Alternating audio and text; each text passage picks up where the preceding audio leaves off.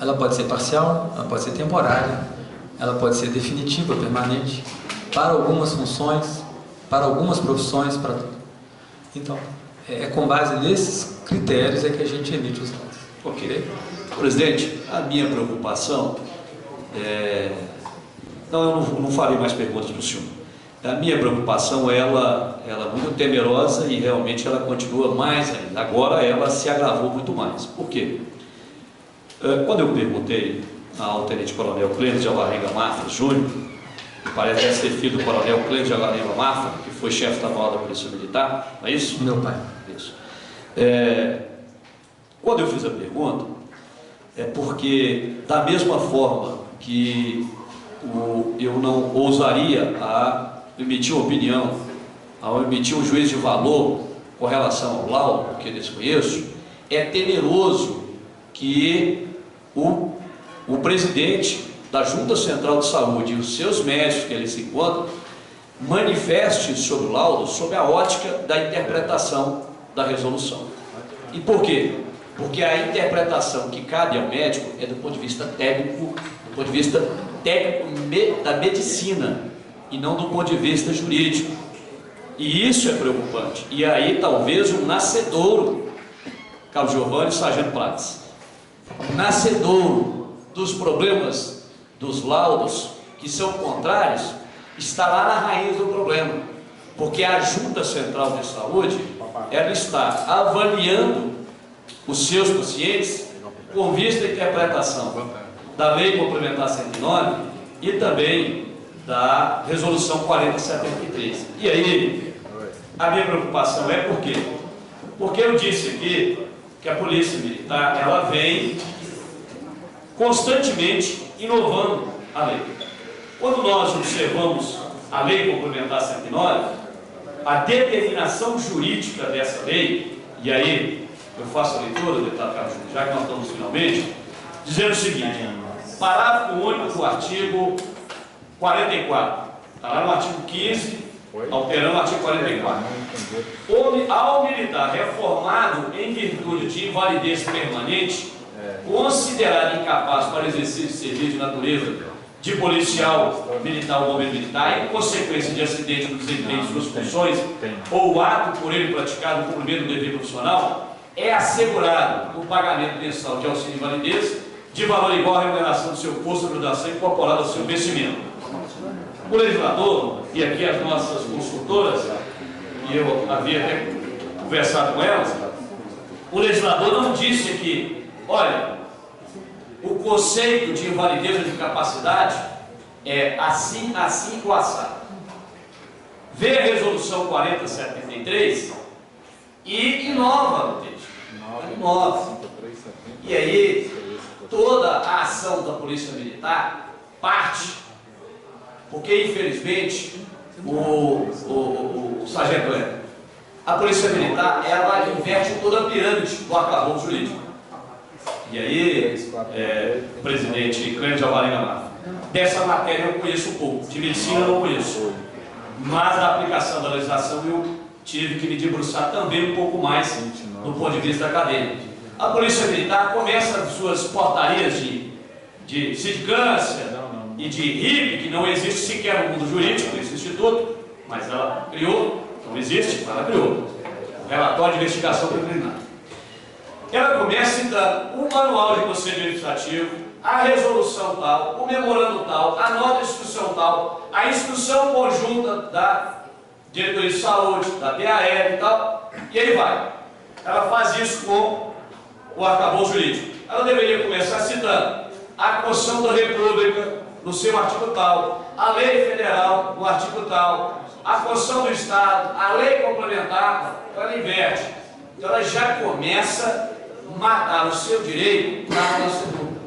Então o laudo médico, ele deve servir única e exclusivamente para atestar se aquele policial está assim ou não, tecnicamente do ponto de vista da medicina. Quem vai opinar juridicamente é a Diretoria de Recursos Humanos. É lá que vai ter a opinião jurídica e não médica. Talvez se a gente conseguisse separar isso da Polícia Militar, deputado Carlos Júnior, a gente conseguiria também avançar um pouco mais. E eu falo isso, Tenente Coronel Clêncio Alvarenga lá. Eu estive analisando agora recentemente aquele episódio. Aquela audiência pública lá do Lafayette, ela teve dois desdobramentos. Teve aquela do Canil e teve do sargento, que a polícia militar o acusou que ele estava pulando cerco com arma de fogo. Bom, esse sargento teve a arma dele recolhida. E aí fomos analisar o Estatuto de Desarmamento, Lei 10.826. Isso é só exemplo. Só um exemplo para acrescentar aqui um pouco ao nosso debate. Veio o decreto federal disciplinando o porte de armas de policiais e bombeiros, que deve ser o comando. O comandante-geral do bombeiro e da Polícia Militar vai regular esse porte. Mas na instrução conjunta, Capoeira, da DAE, da Diretoria de Saúde e da Diretoria de Recursos Humanos da Polícia Militar, faz a regulação do porte e da posse, e do direito de propriedade.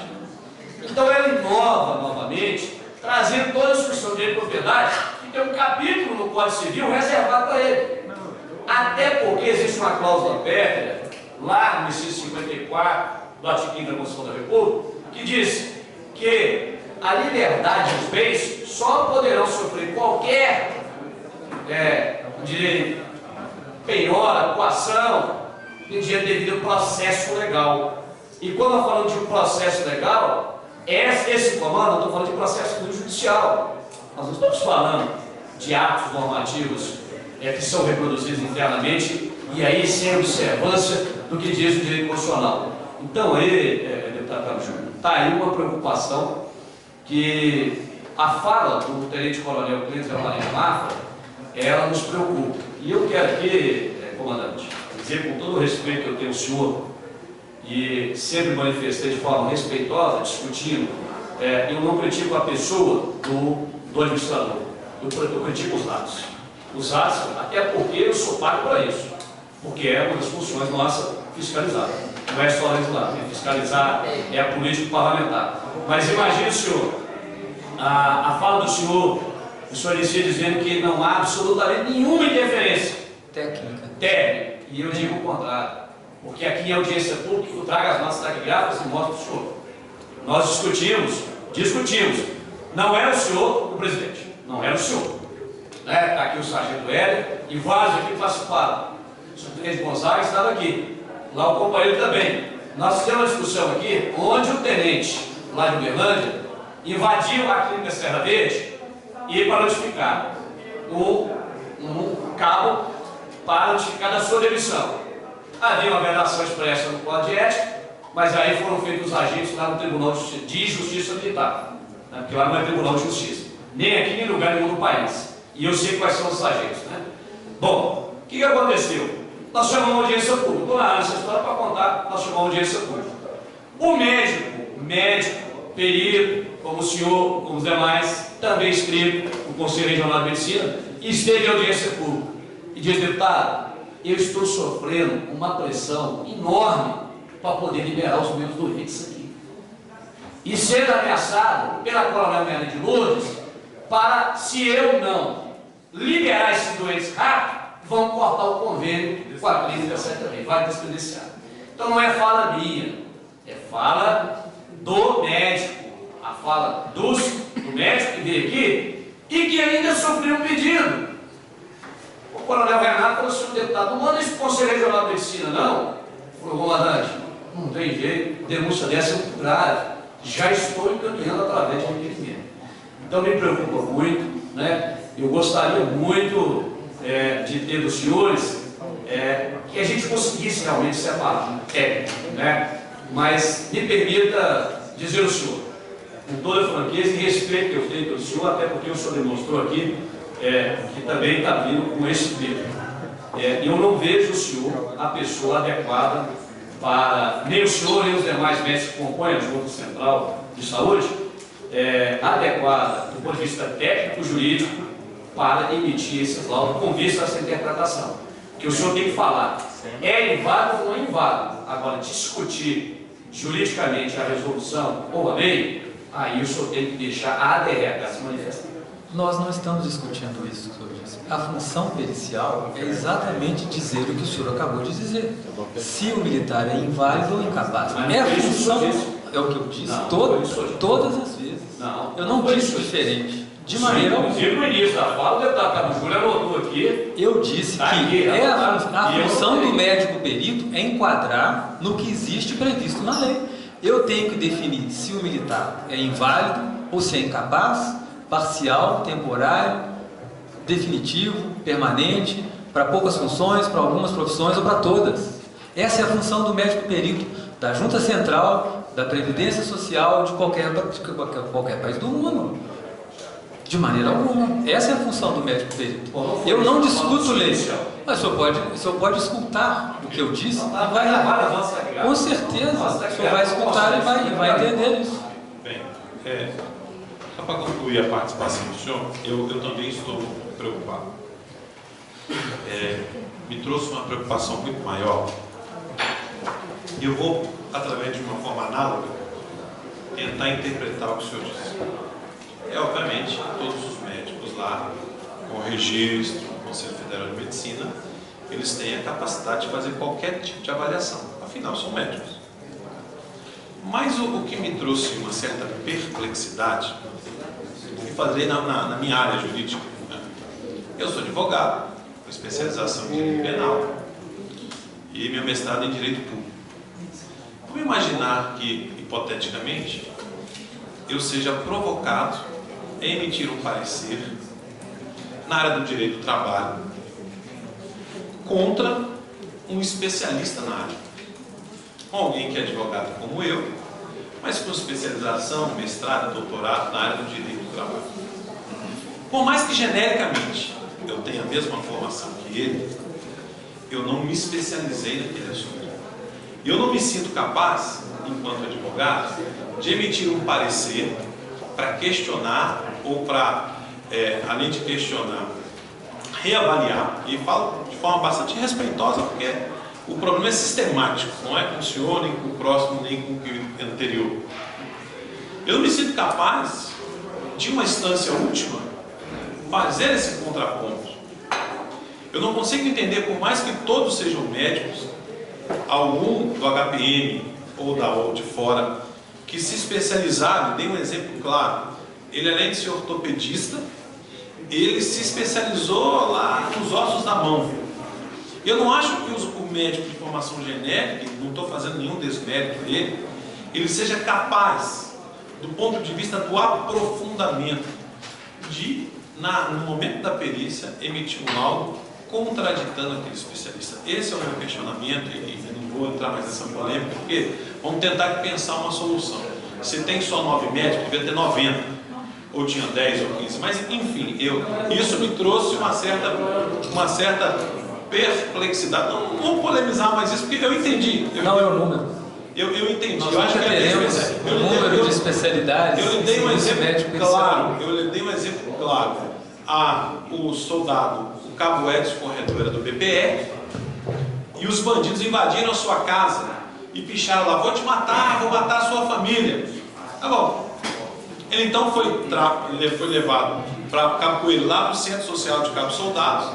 Com a família, nós levamos para morar lá dentro do Centro Social, até que a gente prendesse aqueles bandidos, né? E o caso ganhou uma repercussão na mídia. E a repercussão foi mais ou menos assim: a polícia não está sendo capaz de proteger o seu próprio militar, como é que vai proteger o cidadão? E com isso, na época, o Tenente Coronel Carvalho do BPE foi até a mídia e disse o seguinte: não, ele pode voltar para sua casa, nós não prendemos o bandido, mas já fizemos umas batidas policiais e o problema está resolvido. E a sua esposa falou: não, eu não vou voltar para casa, eu estou com medo de morrer. E isso ganhou uma nova repercussão. Então a polícia não está conseguindo proteger os seus. Com isso, o cabo Edson Corredor foi levado para uma avaliação que surgiu a hipótese de que ele poderia se matar com essa situação. E ele então foi levado para o oficial do BPE até o hospital militar, onde estava de plantão naquela noite um médico, obviamente com toda a formação, um médico cardiologista. E ele foi avaliado por um cardiologista que emitiu um laudo, não sei o nome técnico, eu não repito, estou fazendo por analogia, para que ele fosse internado no hospital psiquiátrico. Nós levamos isso à mídia, eu cheguei lá meia-noite no centro social que ele estava morando lá, com a Rádio Itatiaia e a Rede Globo, e ligamos para o médico. E ele falou, recebi a ligação do então oficial, me determinando que eu internasse, para acessar essa degladiação na mídia. Então, com todo o respeito institucional e sem querer fazer nenhum desmérito, não é isso. Eu só estou dizendo que o sargento Prates, que foi examinado e acompanhado durante 2, 3, 4, 5 anos por um ortopedista, por alguém que é especialista de coluna. Eu não acho que o médico cardiologista lá da junta Especializou em coração. tenha capacidade, embora tenha uma capacidade genérica, mas não tenha capacidade específica de dizer, eu discordo dessa posição do médico que tem aquele há 2 anos, né? E estou emitindo aqui que o seu problema na coluna não tem ligação com o seu atropelamento na rua. O senhor entendeu? Então faço isso pontualmente por dizer que esse é uma preocupação. Eu e o deputado Sargento Rodrigues vamos pensar aqui do ponto de vista legislativo, legislativo, como superar isso. E a última contribuição, E aí? a última contribuição, com relação a essa matéria, é dizer ao tenente-coronel Cunha de Alvarenga Mafra o seguinte: